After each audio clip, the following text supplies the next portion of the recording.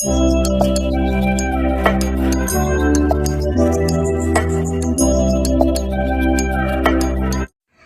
Friends, நான் video எடுக்கணுங்கிற ஒரு எண்ணமே இல்லைங்க.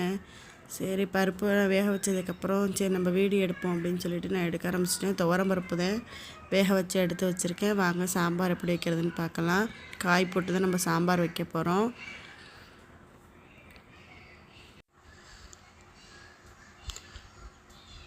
நம்ம ஆயில் சேர்த்துடலாம்.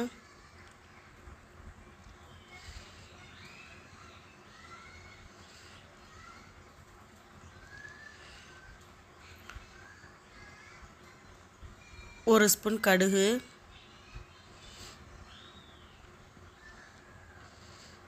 கருவேப்பிலை கொஞ்சமாக சேர்க்குறேன். பூண்டு ஒரு 6-7 பல்லு பூண்டு சேர்க்குறேன்.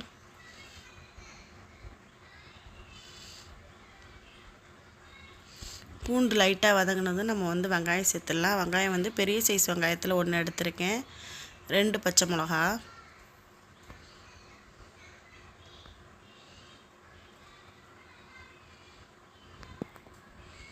வெங்காயம் வதங்கட்டும்.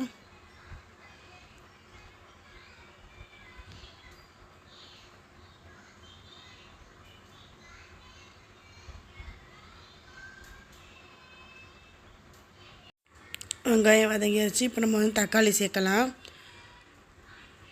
நான் சாம்பாருக்கு புளியெலாம் ஊற்ற மாட்டேன். அதுக்காண்டி தக்காளி எப்போதுமே அதிகமாக போடுவேன். இதுக்கு பழமான தக்காளி 3 தக்காளி எடுத்துக்கிட்டேன். நீங்கள் புளி ஊற்றுற மாதிரி இருந்துச்சுன்னா நீங்கள் 2 தக்காளி எடுத்துக்கிட்டால் போதும். இப்போ வெங்காய தக்காளி நல்லா வதங்கட்டும்.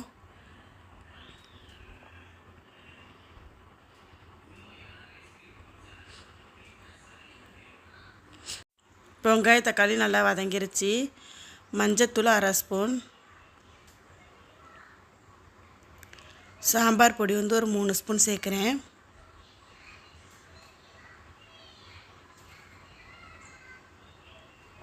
சாம்பார் பொடியெல்லாம் சேர்த்துட்டு பிரட்டி விட்டுறலாம்.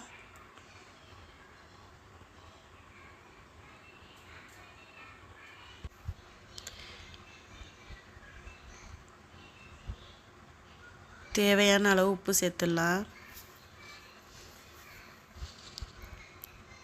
இப்போ உப்பு சேர்த்ததுக்கப்புறம் அதை பிரட்டி விட்டுறலாம். இப்போ இதில் காய்கறி சேர்த்துடலாம்.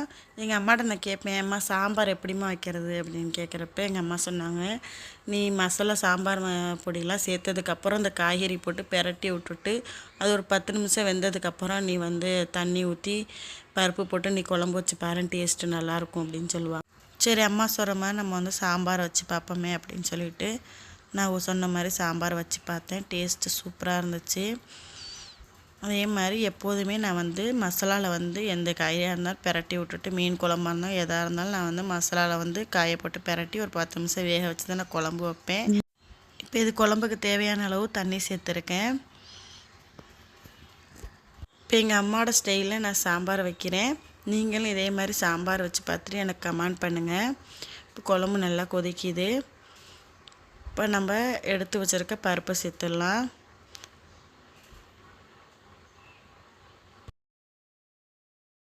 ஒரு கிண்டி விட்டுறலாம். ஏன்னா பருப்பு ஒரு சைடாக இருந்துச்சுன்னா அடி பிடிச்சிரும். இப்போ டேஸ்ட்டு நல்லா இருக்காது. இப்போ குழம்பு நல்லா கொதிச்சதும் நம்ம மாங்காய் சேர்த்துடலாம்.